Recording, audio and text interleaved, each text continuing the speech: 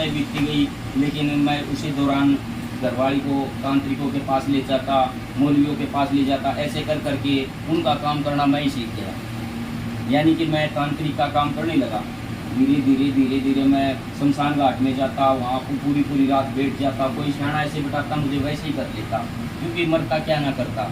हर time मेरी घरवाली में इतनी दुष्ट आत्मा आती, तकलीफें होती बहुत ज़्यादा, वो मरने के लिए बिल्कुल भागती है ऐसे, उसको हम उसके अंदर इतनी ताकत नहीं है, लेकिन वो हमें ऐसे ऐसे भगा देती है, ऐसे करके कुछ भी नहीं समझते, हम दूर दूर जाके पड़ते मगर ये मतलब ऐसे हमारी आदत हो चुके थे। लेकिन ऐसे कर करके हम फिर है ना एक मौलवी के पास गए, तो मैंने तांत्रिक का काम तो होने के बाद में जिसके पास जाया करता वो धीरे धीरे करके ना उसे हट गया, उससे कुछ हमारा काम नहीं बना फिर तांत्रिक से।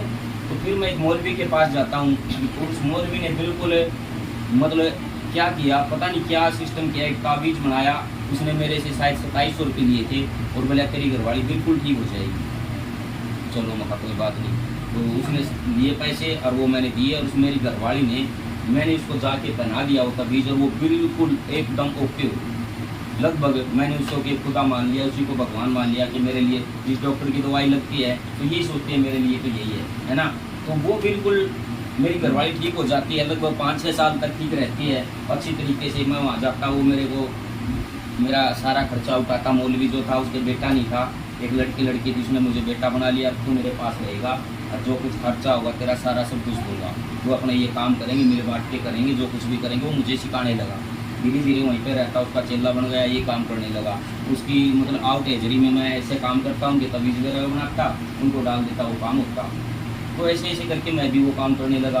तो धीरे धीरे फिर वो जो मौलवी था ना, तो खान बाबा था, वो क्या करता है, वो बोला मैं हज पे जाता हूँ, मक्का मदीना जाते हैं वो हज पे मुसलमान, तो वहाँ पे जाते हैं, तो मैं उसको यहाँ पे छोड़ के आता हूँ, एरोप्लेन में चले जाते हैं। वो जाने के बाद मैं घर पे आता हूँ, तो मेरी घरवाली को अचानक रात को 3 बजे पेट में दर्द होता है, और हम हॉस्पिटल में लेके जाते हैं, वकील की मार रही है, लेकिन कहीं से कुछ भी आराम नहीं हुआ।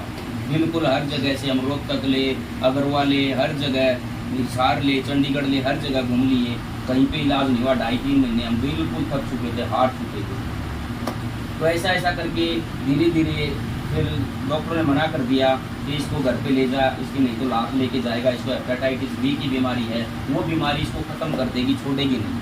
तो हम धीरे धीरे फिर उसको घर पे ले आया। लेकिन एक दिन अचानक क्या होता है, मैं खान बाबा उधर से आ जाता, और उसके पास से जब आता हूँ तो 12-1 बजे मैं आया करता। डेली का मेरा काम था, हिसार से बरवाड़ा था मैं।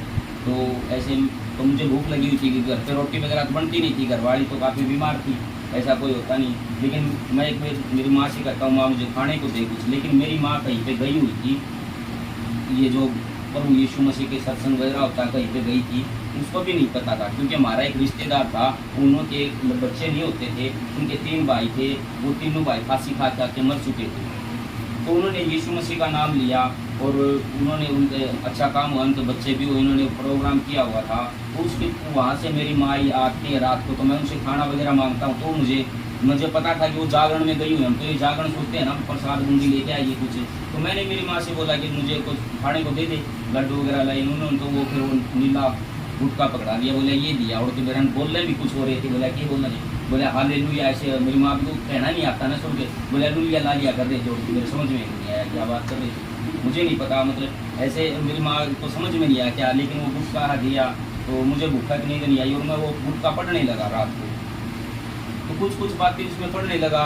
तो उस खान बाबा ने मुझे बताया था कि वो जो है ना प्रभु यीशु मसीह, जो ईसा अलैहिस्सलाम, वो ईसा अलैहिस्सलाम बोलते हैं, वो आएगा, वो न्याय करेगा। कुछ मुझे उसके बारे में ज्ञान था, तो पता था थोड़ा बहुत मुझे, लेकिन इतना नहीं पता था कि ये चमत्कार होगा, ये हो जाएगा, मुझे इसके बारे में नहीं पता था। लेकिन पढ़ते पढ़ते है ना, ऑटोमेटिक मेरी आंखें मतलब आंसू बहने लगी, उस किताब पे गिरने लगी। मैं ये क्या होगा, क्योंकि मैं ये सोच रहा था मेरी घरवाली तो मरेगी, मेरे दोनों बच्चे दूर कर दिए थे, मेरी साड़ी के पास हमने छोड़ दिए थे, ठीक है, हम दोनों ही रहते चुबारे में, और मैं भी इसी चक्कर में था कब इसकी माटी खत्म हो जाए, चल भाई इसको डालें। क्योंकि आदमी क्या करे थे, इसको बिल्कुल टूट चुका था, क्योंकि उसके अंदर 30-32 किलो वेट रह चुका था, वो बिल्कुल ख़त्म होने पे। तो ऐसे ही जोड़ते हैं उसकी माटी संगवा ले ऊपर वाला, बस यही करते हैं ना। तो यही मैं कर रहा था, मैं रो भी रहा था और उसको पढ़ भी रहा था, और मेरे आंखों में से आंसू आ रहे थे। मैं मेरी माँ से बोला, माँ ये किताब कहाँ से लेके आई सुबह उठ के, 2 मिलियन का गए थे, वहाँ से लेके आई। तो मेरी माँ, मैंने बोला नंबर मिल जाएगा कोई इनका, मिल जाएगा।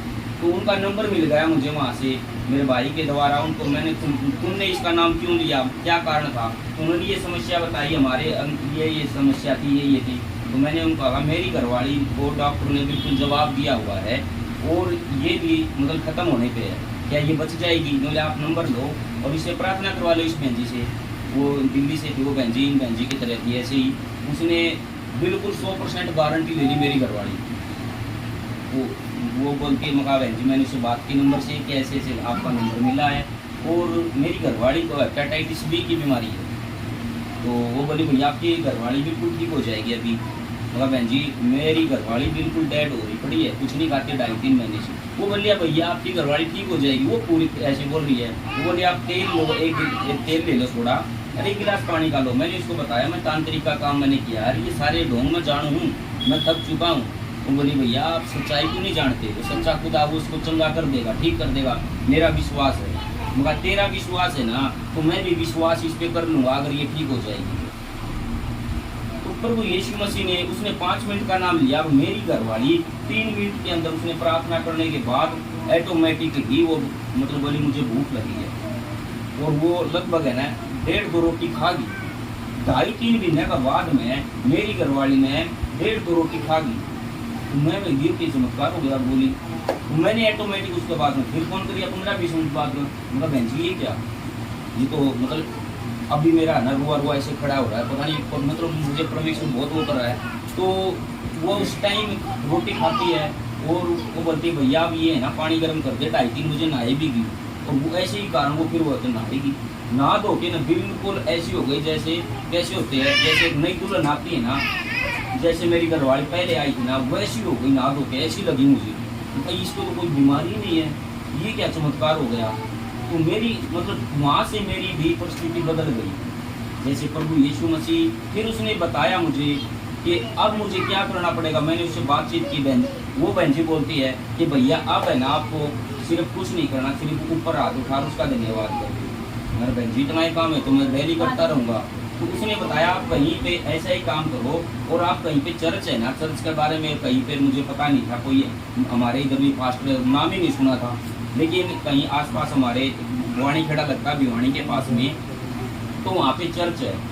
तो वहाँ पे गया, किसी ने बताया था और वो वहाँ से होके आई, बोली मुझे आराम हो गया और मैं ठीक हूँ। तो वो हमें वहाँ पे लेके गई भिवानी खेड़ा चर्च में, वहाँ पे लेके जाती है। तो वहाँ पे वो जो पास्टर था उनको जैसे थे ऐसे टाइल्स लगाए बैठे हुए। तो हम तो ये सोचते हैं ना कि कोई ना कोई बाबा होगा, कान पटा हुआ, अच्छा भगमा बाना वाला, दाढ़ी वाला होगा, हम तो ये सोचते हैं भाई ऐसा होता होगा। लेकिन वहाँ पे जब जाते हैं ना तो वो बोलता आ जाओ भी, मगर मुझे बाबा जी से मिलना है। बोले बाबा जी नहीं है यहाँ पर पास्टर है। तो पास्टरों का नाम हमने कभी सुना ही नहीं था, मास्टर का सुना था, मास्टर जी ऐसे ऐसी तकलीफ है। बोले भाई मास्टर नहीं है, पास्टर है हम। वो बार बार वो समझ वही बातें होती है ना, क्योंकि हम सुना ही नहीं पास्टरों का नाम। तो मसीह में आने के बाद सुनते ये पास्टर हैं, ये वो हैं। तो मसीह में आने के बाद लेकिन मेरे वो बोलता है आप इधर आओ, हम आपके लिए दुआ प्रार्थना करेंगे। उसने बुलाया और इतने का भी गंडे हमारे घर में थे, मेरे बच्चों को भी और मेरी घरवाली को। वो बोलता है इनको काटना पड़ेगा अगर आपने विश्वास करना है, अगर आपने बचना है तो। हमने अगर ये काट देंगे ना तो हम खत्म हो जाएंगे नहीं कि सारे हमारी ज़िंदगी चल रही है। वो बोले अगर या तो तू इस पर विश्वास कर ले या हम पर विश्वास कर ले, उस ऊपर वाले पर। उसने पूरे अच्छे तरीके से समझाया मुझे। लेकिन मैंने बोला मैं तो काटूंगा नहीं अपने हाथ से, तू काट दे। तन्ना मरना तो मास्टर जी मैं तो यही कहूँ, वह तन्ना मरना है तू काट दे, मैं तो काटूंगा नहीं। उसने ली कैंची और कैंची काट के गर्दन काट के गिरा, पैर नीचे गिर गया। मैं मन मैंने सोचियो पास्टर है कि मास्टर है तो खत्म हो गया, रात नहीं मरेगा, ये तो जीव नहीं था। क्योंकि हमारा संख्या था कि उसके अंदर था बीजों के अंदर ये था, क्योंकि उनके अंदर बहुत सामर्थ होता है। और इन्हें काट दिया, पैरों के नीचे दे दिया तो खत्म होना है नहीं, ये यो नहीं तो इनके बच्चों को कुछ न कुछ नुकसान होगा। तो उनका कुछ नहीं हुआ। और मेरी घरवाली बिल्कुल जैसे है ना चल नहीं पाती थी। वहाँ से कम 2 किलोमीटर पड़ता है रेलवे स्टेशन से और बस स्टैंड, वहाँ तक बिल्कुल पैदल आई। और घर पे आते ही मेरी माँ पता है कि आज इसमें कौन सा तेल डला लिया भाई, ठीक बिल्कुल एकदम ओके। मेरी माँ कहती है आज इसमें कौन सा तेल डलवा के लेके आए, तो बिल्कुल ठीक करवा ले आया। तो अचंभा की बात होगी, मेरी माँ ने बोली रोटी शेप हुआ, रोटी भी कोई आके इसमें। तो हमारा विश्वास धीरे धीरे बढ़ गया। फिर तो मैं फिर उस पास्टर जी ने यही बात कहा, आज का दिन है वो दिन है जो मेरे बाप के समान था, जो मैं इतना बढ़िया उसमें मान्या करता, जो जो तांत्रिक था उसको, आज तक उससे मेरी बात नहीं हुई है कभी।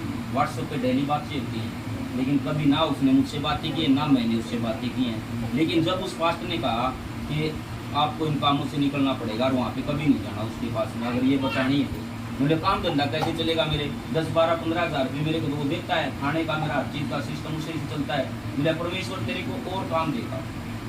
तो चर्च में जाने के बाद में दूसरे ही दिन ऑटोमेटिक ही एक ऐसा काम हो गया कुरुक्षेत्र में कि वहाँ पे मुनीम की नौकरी आपने करनी है, तो वहाँ पे चला जाता हूँ मैं, कुरुक्षेत्र जाता हूँ, वहाँ पे